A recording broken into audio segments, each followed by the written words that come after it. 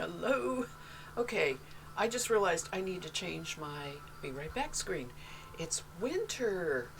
So, no more fall foliage. I have a picture for it. I just didn't really think about it. It's getting to that point. I also have been fiddling with pretzel. They changed things again. I love all the beta, but all of a sudden, now that I'm streaming with it, and hit the little button that says YouTube safe mode, nothing is YouTube safe. And I like to put my teaching streams up on YouTube. Excuse me. I'm also a bit froggy this morning, so anyway, that kind of bothers me. I need to move this camera also. Here we go. Let's get this a little more. There we go. I'm still always looking off to the side because I'm watching what's on the screen and not looking directly into the camera when I talk to you. Good morning. Welcome to the teach-in.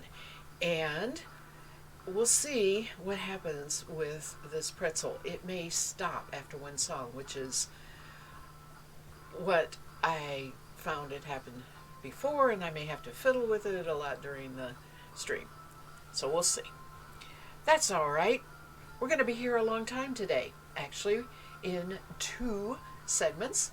I have 2 breed reviews to do. I actually have 4 left for the 52 weeks of sheep that are just tiny little bits of the breed. It's not a big amount of fiber from a fleece or from processed fiber or whatever. These were obtained in a big order that I did from a lady on Etsy that sells British breeds. And both these, all 4 of these breeds that I have left are of these British breeds. So I want to get them out of the way. I'm going to do 2 today, but I like to put each breed study in its own stream. So I'm going to do this first one and take a little break and come back. So I don't know how long I'll be here, but let's get started. The very first thing I want to do before I even show you is show this off. Remember the last couple streams I've been spinning silk? Look at that shine in the dark glow. It is so shiny and soft. So now I have to apply these, and since it's on the Roberta bobbins, but it looks like, applying it probably won't fit on a Roberta bobbin, I'm going to apply it on my Ara probably this afternoon or this evening to get them off. But I wanted to show those because I am so happy with that. I hated to see this spin come to an end.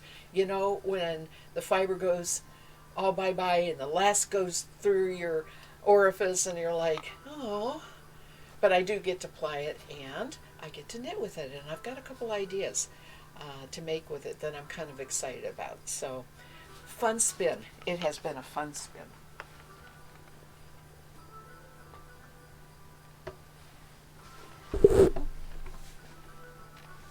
Well, it looks like it's going on. Yay, pretzel. Today I have Dorset Down. And it is hard to see with the light glaring on it. But this was the size of the entire sample. This is all I got from the lady. And Dorset Down is a British breed. The very first thing I want to talk about, just to give you a little bit of understanding, we think of the word down. As spinners, we think of it as the undercoat. So we're familiar with yak down and kvyat down. And even in the broader term of non-spinning, goose down, we've heard of forever as that little fine feather that is underneath the big feathers. So we think of down as an undercoat and very short, and that is correct, except that there is a second use of the word down in the spinning world, and it's old. It is from the 1800s, maybe even a little sooner. It refers geographically to an English area, and specifically the southern part of England. And that is where the word down came for all of these breeds that we have in the down, excuse me, I'm getting my book here, that we have in the down category. Specifically, we have South Down, and of course the Dorset Down. Hampshire is in that. Oxford is in that. Shropshire is in that. And you can hear some of the British words, terminologies, when they didn't use down, they were all still geographical to where the breed was developed. Suffolk. And that's it, okay? So when I am referring to this Dorset Down, I am referring to a breed of sheep that was developed specifically in the Dorset area. They took a breed that was native to them, and who knows what that was, but it was their sheep that grandpa and great-grandpa and great-great-grandpa had, right? And it was from their area. And they started improving it with the Hampshire and Suffolks, and they just kept breeding towards sort of a specific size of sheep, or maybe the fleece that they wanted, or a color, but they were breeding to be specific for their area so that their sheep would be known as Dorset, and it continued on to be called Dorset Down. So that's where the terminology came from it. And here in the United States, we don't really have Dorset Down sheep. We have other of the down breeds, but we don't really have these that are so specific to the British Isles. Okay, so that's why I had to order it, and this is what I got. Thank you, Trume. I appreciate that you're loving it. I love teaching. Today we are all about teaching. So if you have questions, by all means, ask. The sample looked just like this when I got it. I have done a little bit of work on these two piles, but you can see it's washed, and maybe you can't see. It glows. It just, my light glares so bad. But the locks are caught up in fiber, all kind of caught up together, all right? And I can't spin it that way, right? I have to do something with it to process it before I can spin it. And if I can find a specific lock, and I cannot in this one, then I'll pull it out. But that didn't have any specific locks. This is my pile of specific locks. Now, if you look right here, see these pointy tips? Let me get over the green part so you can see the pointy tips. Those are locks. And if you grab that pointy tip and pull it out, you have a lock of sheep wool. And that is when people say, oh, I love spinning by the lock. That's what they're spinning. They're spinning these locks. And I have another one here, so I'm going to pull that out. And they're thin. You can see they're thin and just what I call normal length long.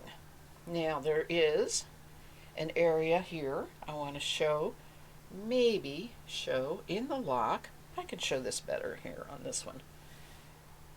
This is not easy to show on a camera, but there is crimp, and that looks like the lock has been given a permanent, and it has these waves, very specific intervals, almost like a sound wave, going down the thing. That's called crimp.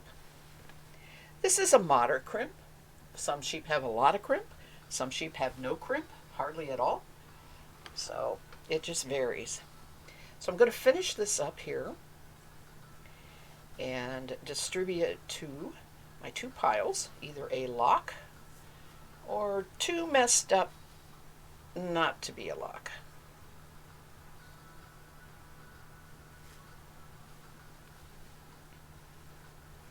And guess what happens?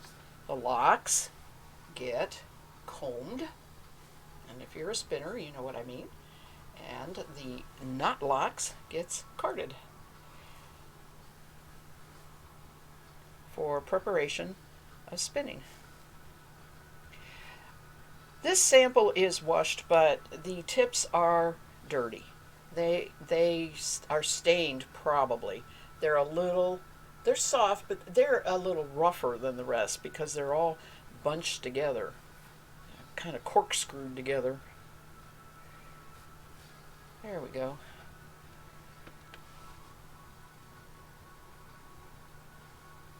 Every once in a while you can find the lock was backwards. The tip was hiding. If I pull, see how hard I'm pulling, and it doesn't slide apart? Well, then that's a lock. That's how you know what they call the staple length, because it is all one long piece of wool, piece of fiber, wool fiber. All of these spinning terms, some of you may be very, very familiar with them, and others are, this is the first time you've heard of them, so that's why I put it in there. Okay, I am going to have way more carded fiber than I'm going to have comb fiber, because there just wasn't enough specific. But that's not to say I can't comb a little bit of this.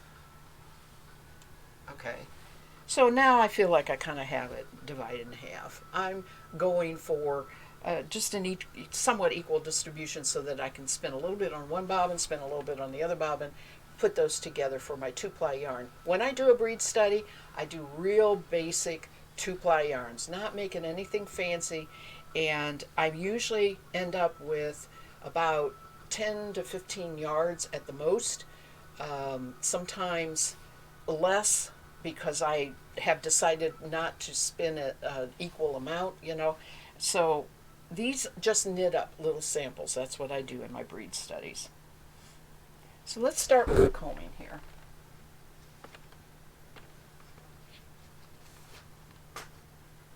These are called hand combs. They are sharp.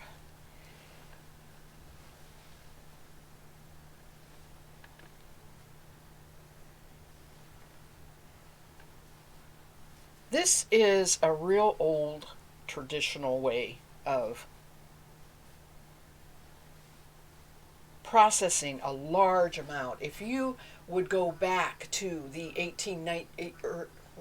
early 1800s or whatever, you would find a comber as a job, and men did it, because these are just little tiny hand combs. They had combs that were a style of these on steroid, big enough to hang on a wall, and they would hang it on the wall and load the fiber just like I did, but then take the other one and go chunk, chunk, you know, and it took muscles. It took a lot of work. And so that was one of the old industries in order to have the fiber to spin, because of course wool was one of the major fibers that they could get their clothes made out of. Okay, after I put it on there, this is called combing, and you just basically are just like combing your hair. And you'll notice that it goes away on this one and it all ends up on this one, and that's very normal. That's exactly what you want. But one time through is not enough, so go a second time. What it does is straighten those fibers out. That makes it ready to spin. It removes all of these little things that we don't like in our fiber when we're spinning, because it all ends up back here. It won't go through the combs. See all the junk back there?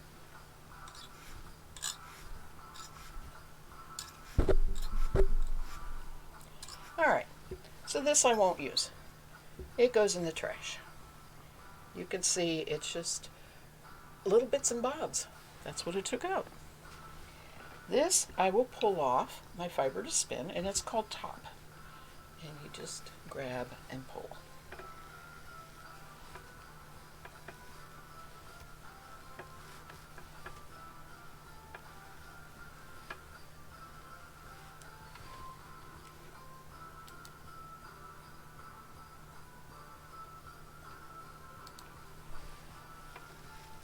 Alright, you get as much as you can. You start pulling too close to the comb, you do get a little bit of junk in your fiber and you don't want that, but look at that.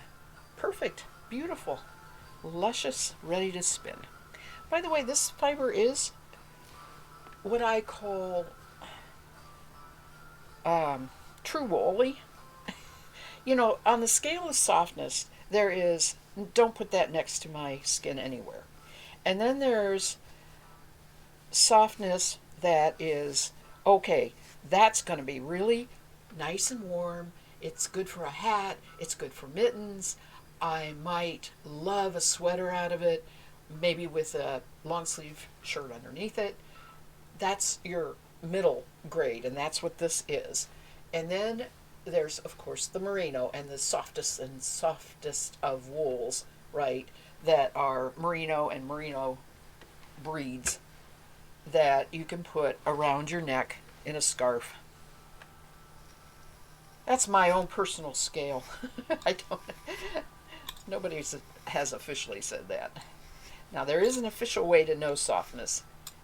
And that's called micron count, and that's something that really true spinners will look at if they're looking at a fleece, to use the entire fleece.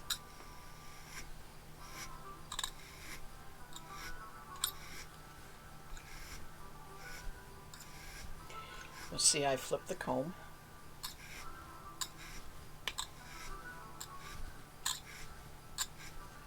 Now this one isn't complete. I put a lot on here, so it didn't completely transfer. It's almost gone though. If you just keep combing, it'll eventually transfer. It's the junk.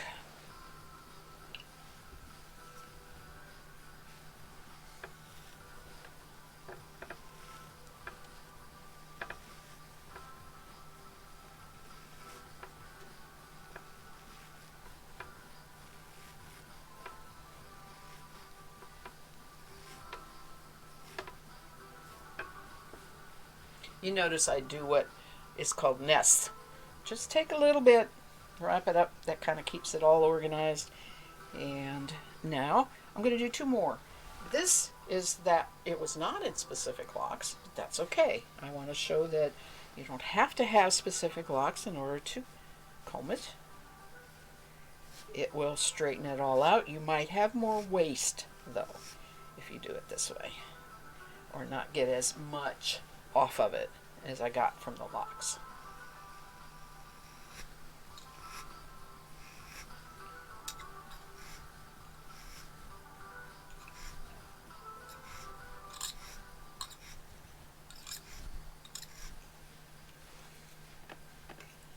If you take a look at my green table, you can see little bits of dust and stuff coming, falling out. Just like when you comb your dog or whatever, groom them. Okay. This fiber is very easy to comb. It is the right length. Very easy to pull off. I have to tug a little bit, you know, but getting very clean top. No little shortcuts in it. I don't think there's many shortcuts. Shortcuts are when the shearer kind of doesn't get the whole lock, but a little bit of wool, and it ends up in the fiber. They're called shortcuts.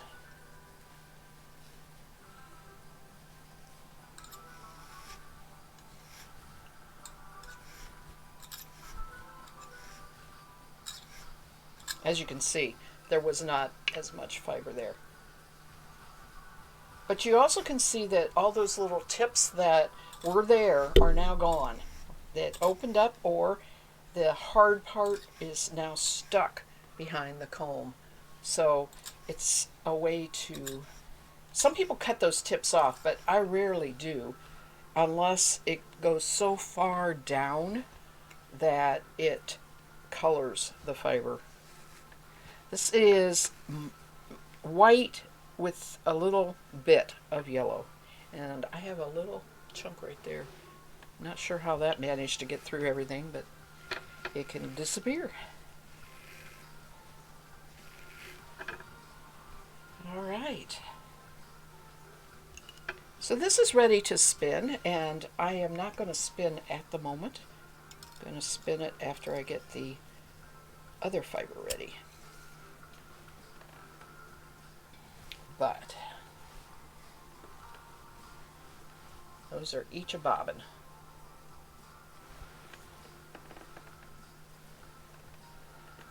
This is, there's my Dorset Down sign, sorry.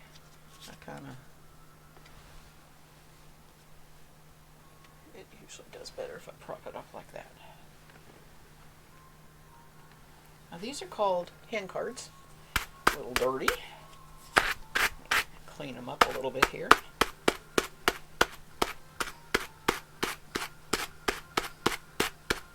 Got a little slack in my follow-up here after a stream.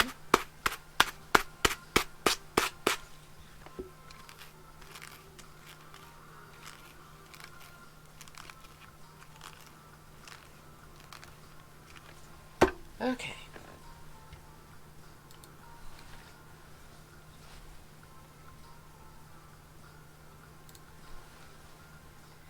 Now this is a little different process and theory. This was to remove everything out of there and straighten the fibers as much as possible. Carding is just to make a nice fluffy bat to spin from. And so it's not going to remove anything that goes in there. So for that reason, I take the little bit of time to do this picking. All right, picking is just opening that fiber up, looking for anything I don't really want in there, and letting things fall out that would fall out when I was combing, but it won't fall out when I'm carding. Not to a large degree. A little bit will, but not like where it takes it all out. And you can see I am just doing what's called loading the card the same way I was doing what I called loading the comb. It's just putting the fiber on there. And I'm going to start with that amount first and see how it goes. Carding is just combing, again, brushing. It's brushing. This was combing and this is brushing. That was my just immediate inspiration right now. I've never even thought of it that way, but that's what it is. This is brushing. And you end up with it on both, but then you take it off and do this a couple times. Just going back and forth. A little bits here I'm going to take off. Because like I said, if you don't take it out of there, it's going to be in there. And when you spin and it has a little bump, then you have a bump in your yarn. Again, the length of this fiber is really good for carding as well as combing. And that's that medium length of lock that makes it versatile for both. This is important if you're going to buy fiber from directly off the sheep, that you know how long that lock is so that you know how you're going to process it, unless you're going to send it out and have it processed, and then it's their problem, not yours. Okay, to take this off, you roll it. You do a little backwards brushing until you get it almost off, and then you roll it off. This is also called a row log. And I am going to leave this loose. Some people will roll it very tight, but I am going to leave this loose because this breed, a down breed, I know benefits from a loosely drafted, moderate twist spin, so that you kind of have a lofty yarn that enhances the feel of softness to this moderately soft fiber. So I'm just going to do another one here. And I didn't follow my I didn't follow my protocol. And all of a sudden I was realizing that I had little bits of locks all connected together that needed to be opened up. Forgot to do it. I have these tiny little corkscrew locks. And actually I just realized I didn't save any fiber for I didn't save any fiber for my breed review, so let me get a little bit here to save. I make a folder I use photo pages, and I always stick a little bit of clean fleece into that folder so I know what it looks like. Okay, there, I got a little bit saved.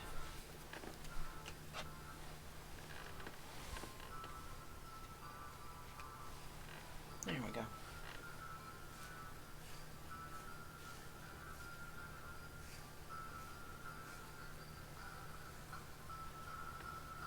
Alright, so I try to put on about the same amount. It would be much, much more accurate if I'd weigh it, but, I just don't go for that amount of accuracy. I end up with more fiber on one bobbin. I can fix that, taking it off and self-plying it.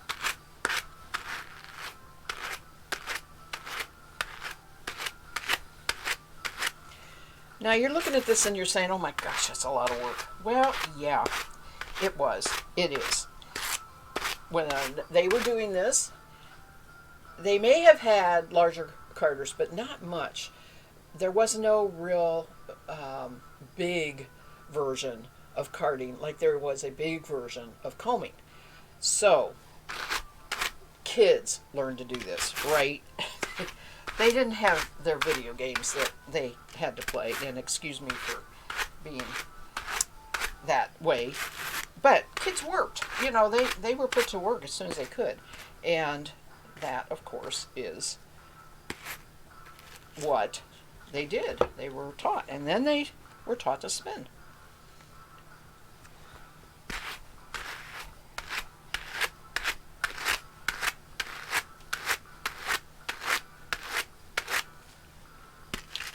Alright, so that's my second pass. Whoops, don't want to catch this. That's pretty. I don't want to mess that up. And it's nice and straight on there, and I don't see a whole bunch of... Actually, this is a really nice sample. For as messy as it looked, this is a very lovely sample. I'm very impressed. Now, when I roll this off, and this is true of my big drum carder too, which is the bigger version of this, and I truly don't know when drum carders came into existence, but there is an area that has just those little bits of... That's where all the little nubs go. So I just pull that off the outside. And this part that's over here is actually usable. I'm going to return it to the card with the exception of a... See, there's nubs in there. With the exception of the nubs. Okay.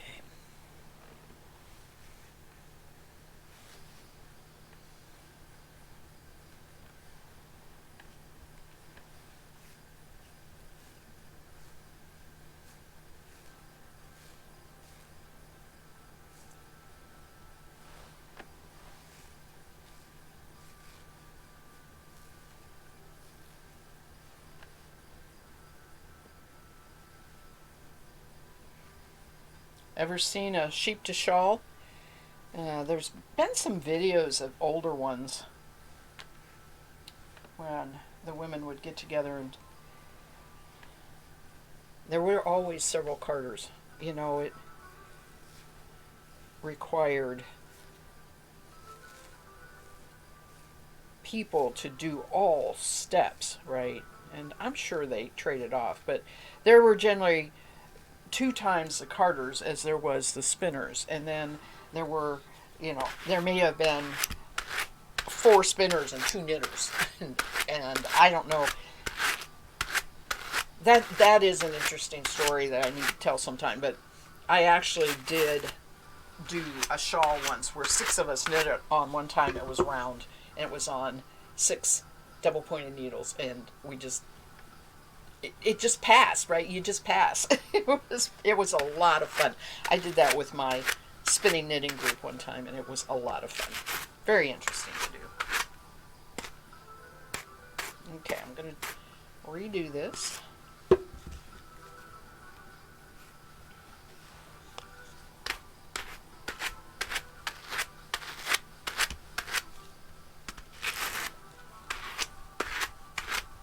Doesn't matter if you're right or left-handed.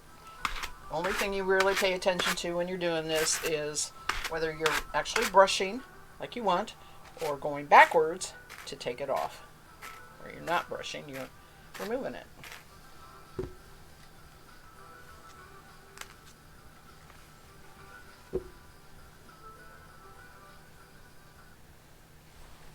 And yeah, I'm picking out a little bit of hay there.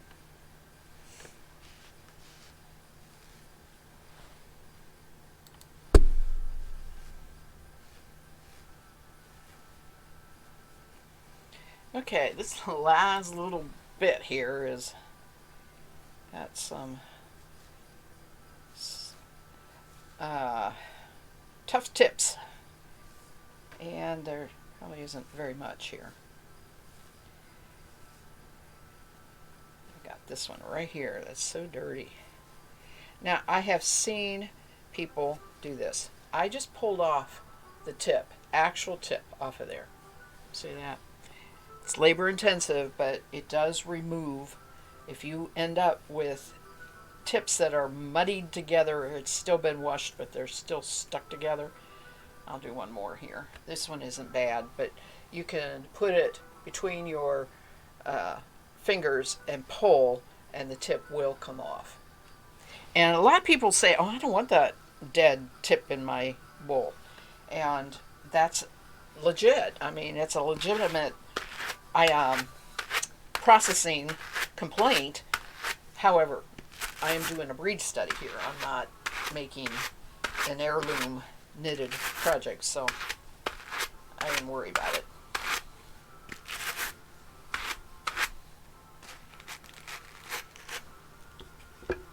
All right, there we go. We're done, and we're going to spin. This didn't take as long as I thought it would. I warned my hubby. I said, I'm going to be on stream a long time today.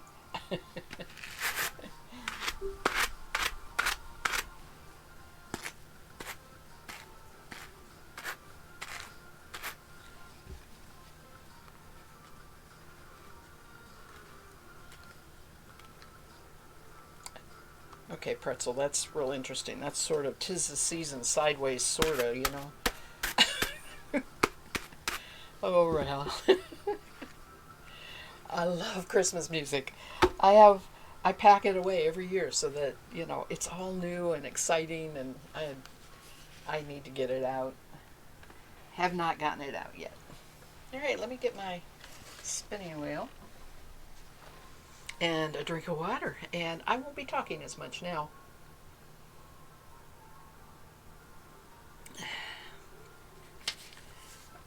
Glad for all the viewers that have joined me. Thank you. Thank you, thank you.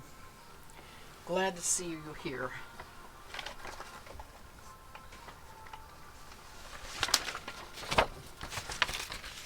I do have a notebook,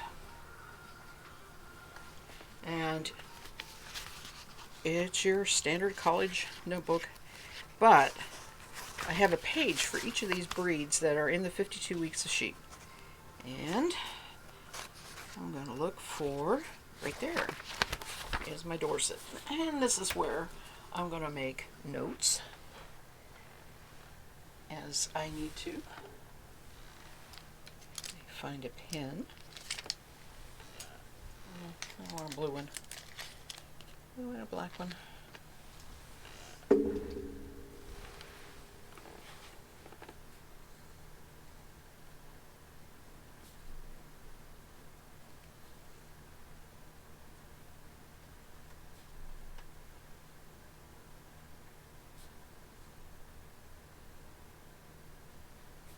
So what I've done is written down here that I comb some with my hand combs only. I didn't do the flicking that I do sometimes with a dog comb to open up the locks. There weren't enough locks to do that. And I carded some with hand cards. That tells me I didn't have use a drum carder. I didn't have enough for that. And I will write down things like what the wraps per inch is, how it's spun, and make notes that way. Okay. I'm all dusty. Let's do the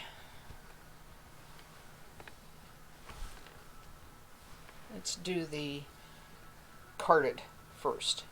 When you spin carded fiber, it is called spinning woolen. That's because the carded fiber has lots of air trapped in it. It's going to take me a minute to see if I got my things set up here. Okay, I need a little more speed, a little more pulling.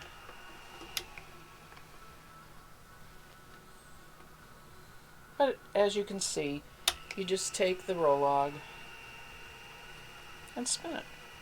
Draft it out and spin it. Got quite a long drafting area. I am not true woolen spinning. True woolen would be like this, where I don't pinch and pull. It's not real easy to do with every fiber. Some fiber loves it, some does, most do not. And it has an awful lot to do with the quality of the fiber, not having multiple lengths in it. But anyway, that is my version of long draw. And as you can see, I get these in it, which come out. In spite of everything, looking for them, you still get the shortcuts in there, and that's what it looks like in your yarn. Here's another one right there. Kind of looks like fuzz. Well, these tend to pop up better when you're doing long draw. So if you do a little more control, then what happens is you can smooth or pull it off right then and there.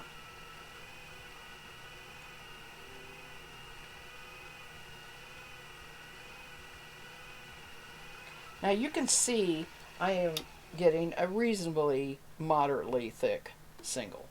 I'm not going for super thin, lace weight, whatever. This is going to make a DK to almost bulky sample. 2-ply will probably be around 10 wraps per inch, somewhere in there. 10 to 11 maybe.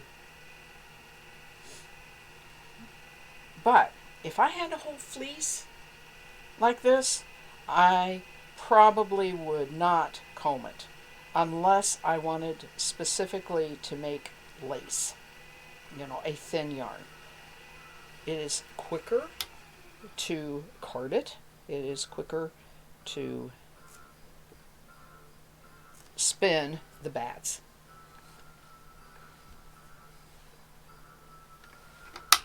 Pay attention to what I'm doing. I don't want to put it all on one bobbin. We don't want to go there today. Okay, there we go. Joining is just do whatever you can do to get it to join, But generally you draft out a little bit, lay it alongside, and let the twist pick it up, and you have a join. So this is called semi-woolen because I am not allowing the twist to run all the way back to the fiber supply. I am controlling where the twist stops by my pinch point, and I can stop and take those out. Alright, I will go ahead and finish the 2 bobbins of this. And since I have that silk on the other bobbins, I am going to have to, well, hello! Glad to see you. I'm going to call you Guz. Anyway, thanks for the follow. Guzzy Sue. Guzzy Sue? Thanks for the follow.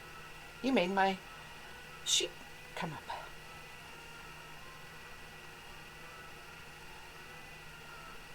I don't chat much during these. I am teaching. That's okay. If you have questions, please don't be shy. I'm more than willing to answer questions. I stream, since you're new, on Sunday afternoons. I'm Eastern Standard Time here in the U.S. I know that everybody has their different time zones.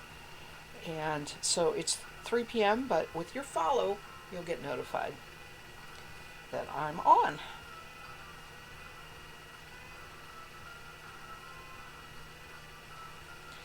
All right, that is the end of this bobbin.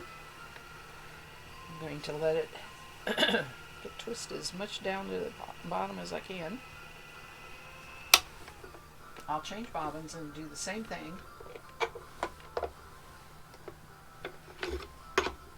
And yeah, it's a tiny bit of yarn. This is not production. This is not for knitting a project. This is called a breed study. And that means I would even do the same thing if I bought a whole fleece to do, because every fleece is different. But a breed study is a generalized, this is generally, is this fleece from this kind of sheep worth buying in a large quantity to make a lot of yarn to maybe make a sweater or whatever. So that's what breed studies are all about.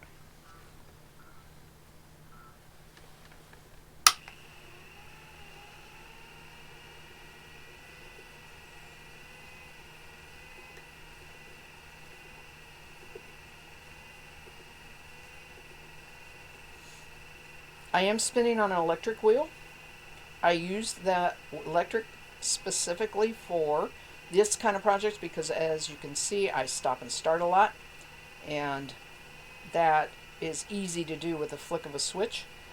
But it also has to do with the fact that I save my big spinning wheel for big quantities of fiber and spin that. You're watching while you're cooking. Yes, you. I know. Okay, she says that she pretty much combs everything. Combing fiber. It makes the best prep. It's just whether you want to take the time and do it or not, and if your hands can handle it. Now, I do have large combs that I use sometimes too, but combing is definitely the better prep of carding and combing. It's just a matter of how much fiber you have to do and whether you want to take the time to do it.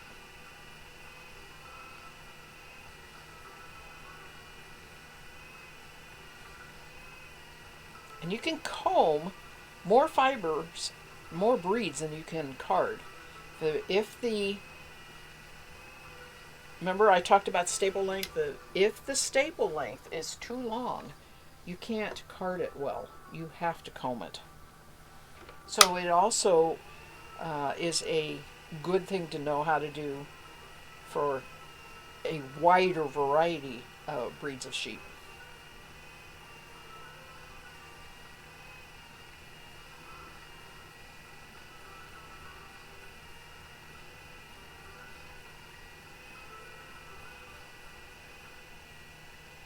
Never really got the hang of carders.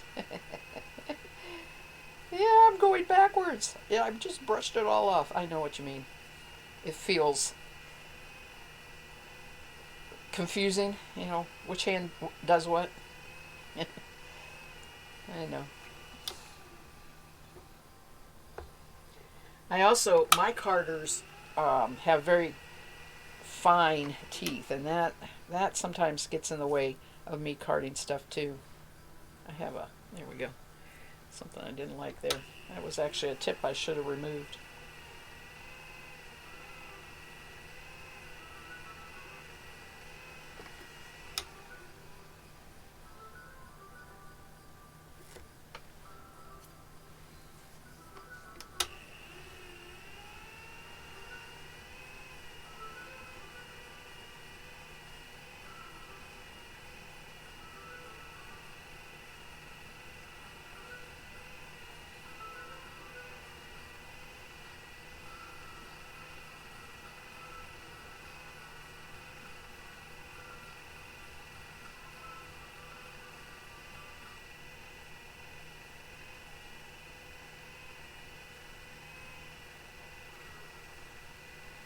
I was intentionally getting thin there. just checking on it. More of a pinch pull. It will spin thinner, but on the whole, I didn't make my carded sample yarn too thin.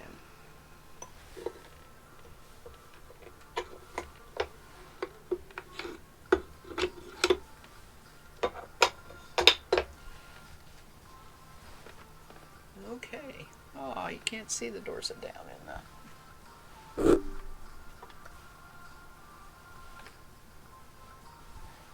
That's what I combed. I have both combed and carded from this little sample. I think it's 50 grams. Now I am going to ply this, just a 2 ply.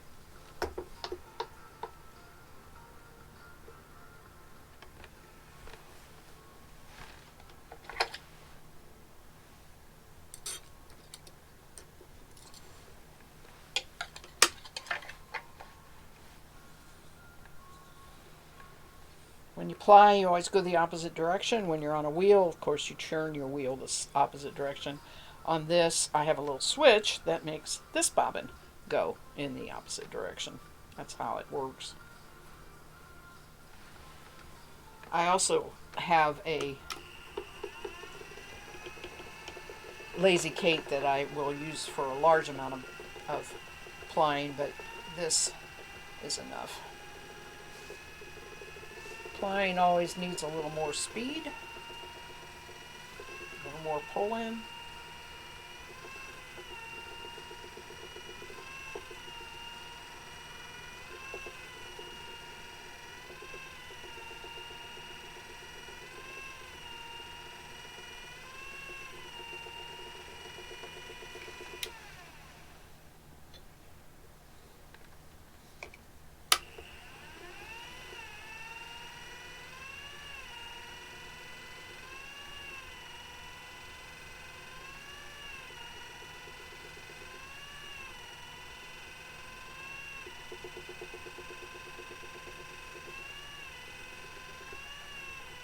And I'm going to have some thick and thin areas in the yarn.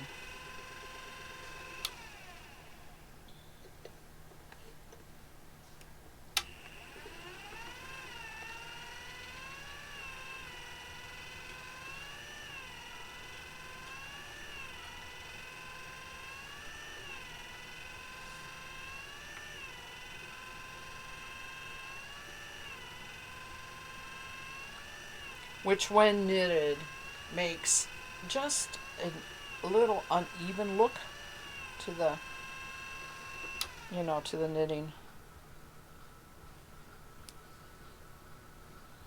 No way to hide it.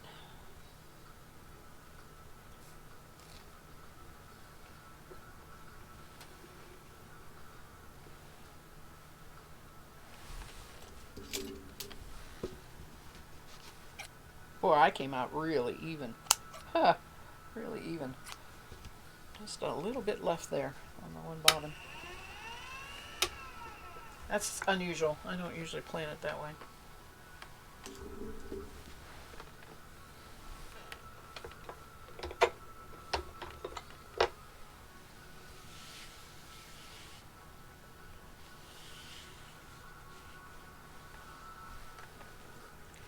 Nice. Moderately soft. Off-white. Looks like true Aran fisherman knit color. And we got 1, 2, 3, 4, 5, 6, 7, 8, 9 wraps per inch.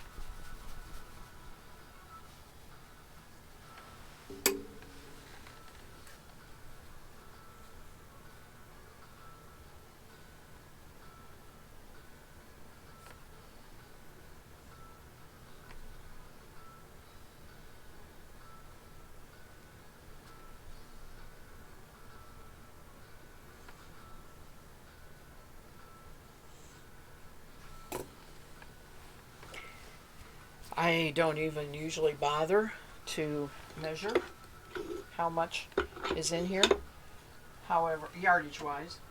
However, I will knit a little sample. Not going to do that here. I will knit a little square of it. I will include that little knitted sample in my breed study file on each breed, and this is Dorset Down, along with a little bit of the original fiber and the carded and combed fiber, along with my notes and the breed information that 52 Weeks of Sheep prints out. So that is, I'm going to actually make a card here. Come on. Index card. Here we go. What this is, I remember. I can generally tell because the carded is thicker. But it's good to mark it. One never knows.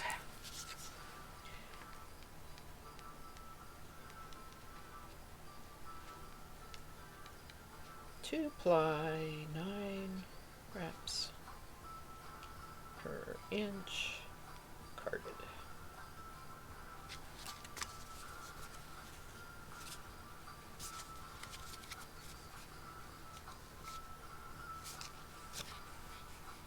All right, let's spin this lovely top, and I'm sure there's not going to be enough of it.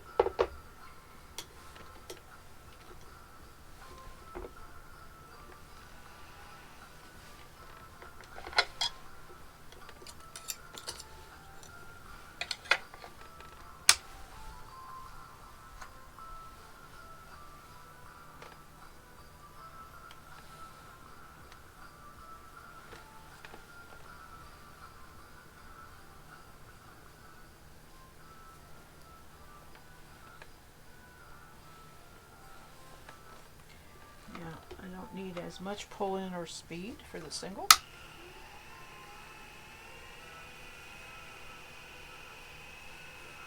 And what I go for is very long, thin drafting zone. So you can see all this area between my two fingers, that's drafting, and it's just as smooth as it can be. There's no shortcuts in there, and of course it's much, much thinner. This is called spinning worsted.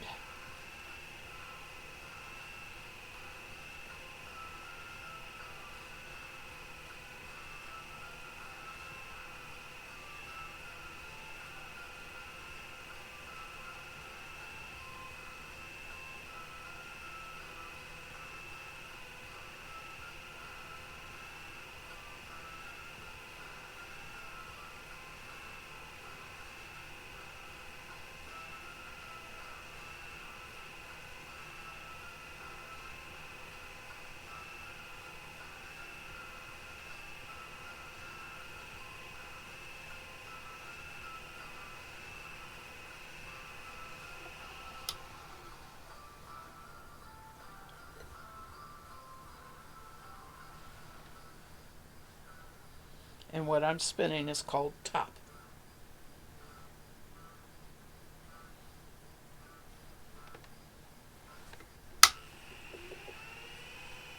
And as you can see, it's not going to fill the bobbin like the other did. I didn't get a good join. Let me go back and join again.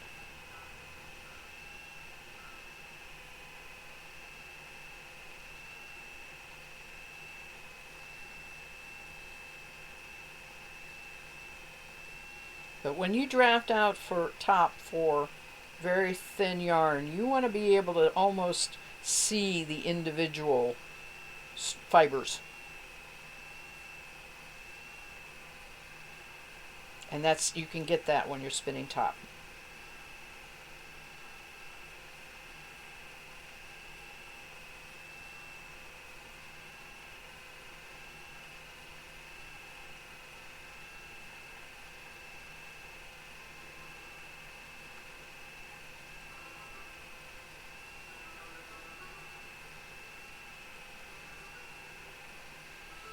The nice thing about spinning top and spinning thin is it does go for a while. I mean, you get yardage because you are making your fiber stretch towards more single by spinning it thin. But one of the things that is definitely a concern with spinning woolen, worsted and spinning thin like this is the yarn will feel crisper, and that may or may not be what you want.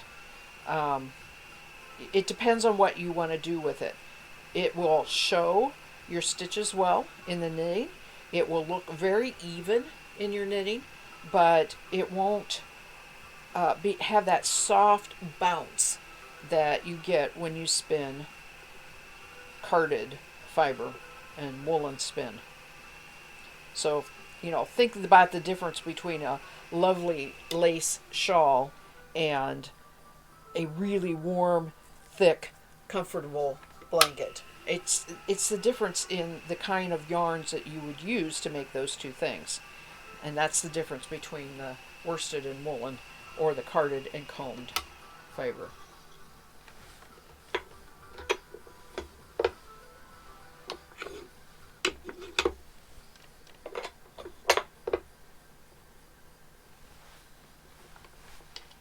I'm going to do the other bobbin and then I'll two-ply it.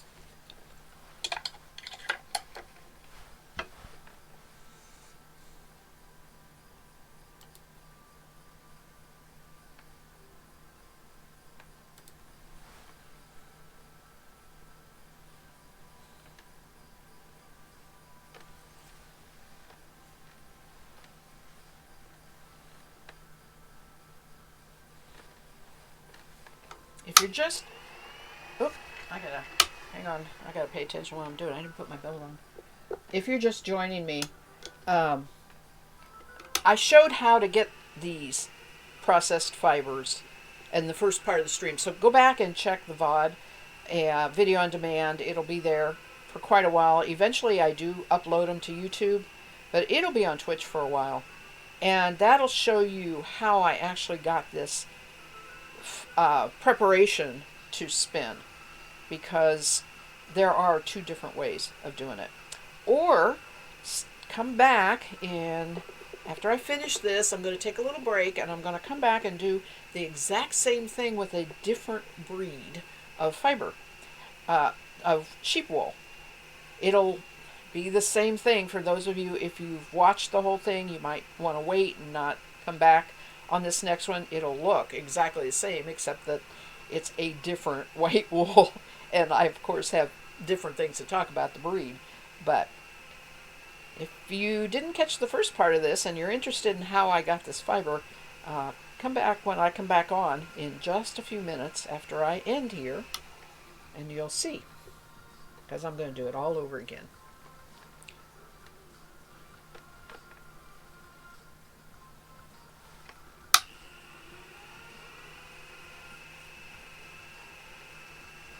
This is my first back-to-back stream. I've not done a back-to-back stream. But, I didn't get a good join. Got a big old bump there. Let's see if I can fix it without taking it apart. Yep. Okay.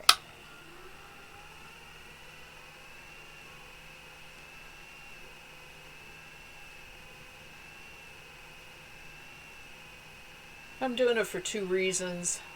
I really, really need to get 4 of these breed studies done. So I'm doing 2 today, and I'm going to do 2 next Thursday.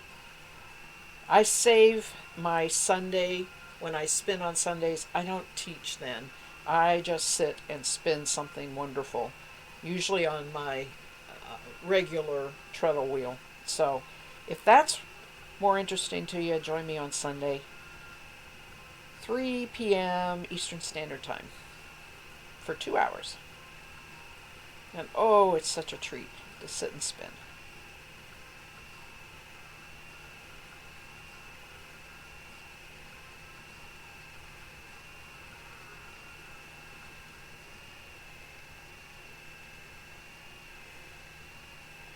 And I do more chatting then too. That's when my chatters come.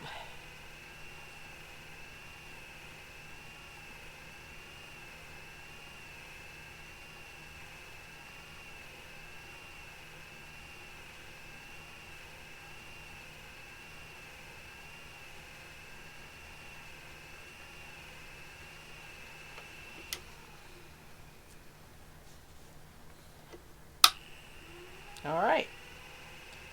As I get to the end here, it wants to get really thin because I'm pulling out less and less and less of the fiber.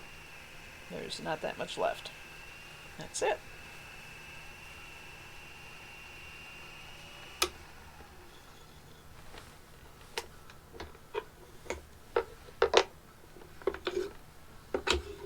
So this is going to get plied. Just like this carded. I'm going to spread that out a little bit, and especially because I'm going to show you the difference. You can see that's 9 wraps per inch. That is just almost bulky. I can get away with knitting it with DK patterns.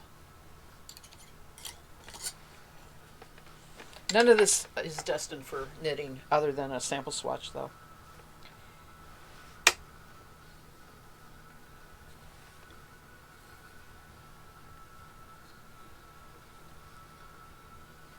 All right.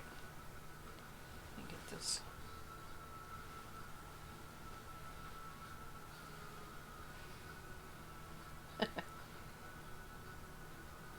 I do not like to ply from this design, but I do it for the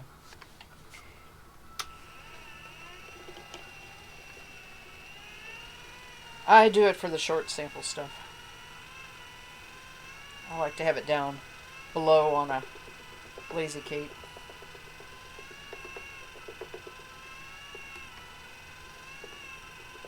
And this needs more twist.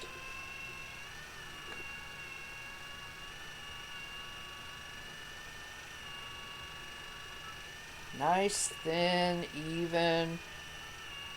Singles look the same. No little surprises, because combing takes all that out.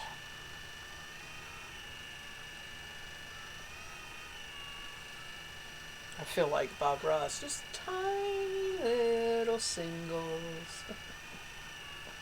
Oh, I'm sorry. I repeat myself so much in these streams that I wonder if I sound like him sometimes, you know? Because I do. I repeat things a lot. I never know if somebody's heard something or not before.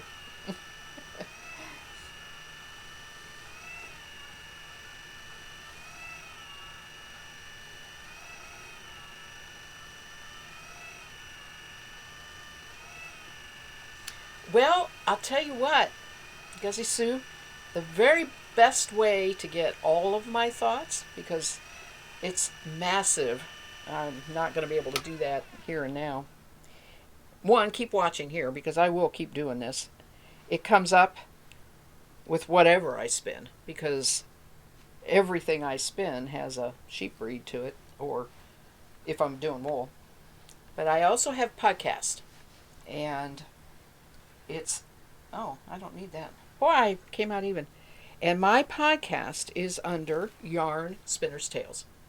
So you can just go to yarnspinnerstales.com and you'll find 13 years of me talking about a lot of different things about spinning, but an awful lot about the sheep breeds.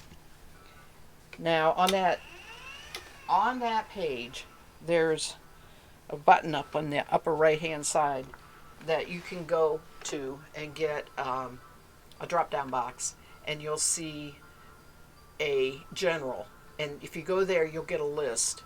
You can click on a list of all the episodes, and that tells you your topic and the date it was released. And then the date that it was released, if you go to that same drop down box, you'll see archive, and you go to the year. It'll open another box, drop down box, and you go to the year, and once you click on the year drop down box, you'll get the month, and you can find the episode that way. that way, if you happen to come across, let's say, a Cormo, and you bought the fleece and you have no idea what to do, well, first of all, you can go and find all the podcasts I've done on washing fleece. Or then you can go and find the podcasts that I've done on processing or the breed specifically, Cormo. So there is 13 years worth of that information on that podcast. And it is yarnspinnerstales.com. You can sign up for it on iTunes or Stitcher, or you can go straight to the website, and each episode has its own little player. So you can just play it there on the website. I don't mean to demean your question. It just is a massive question. And maybe you were just telling me that this is why you're watching, because you enjoy that.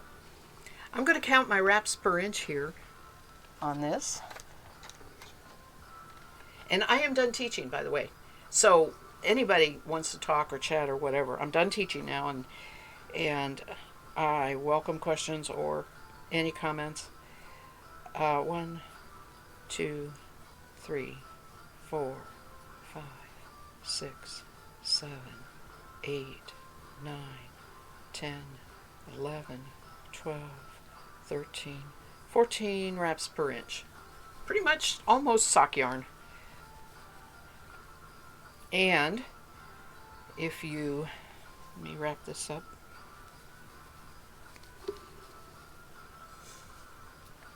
You're welcome, Guzzy. Thank you for asking. I don't promote my podcast very much here, although I do have a link directly to it on my About page. Oh, what is it? This? This? Or this? Which one, Veggie?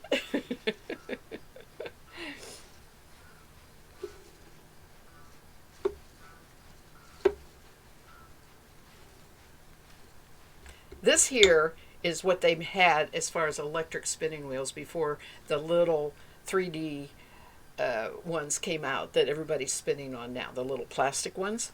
This is an electric spinning wheel. It is called a Roberta. It is made by Ertel, which is Eortel, and it is, I think, from New Zealand, if I remember right. I have had this, oh my gosh, 2006 maybe. I think I may have gotten it in 2006, so 14 years. All right, here's the difference. And that wasn't a real good sample, but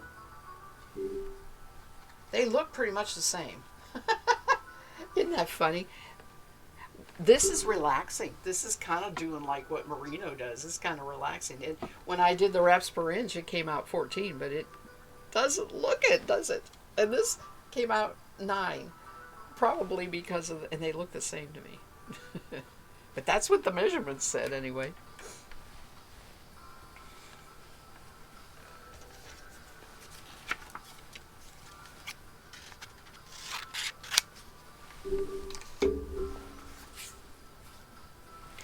All right.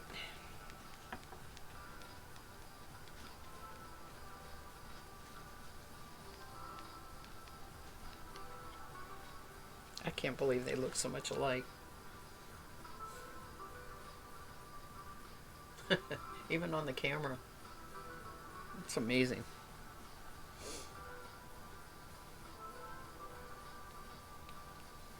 But this is definitely a nicer yarn. This one, even if it is fooling or it's going to loosen up to a different wraps per inch when I would wash the yarn or whatever, it is so much smoother. It is just delicious, and it actually feels a little softer than the carded.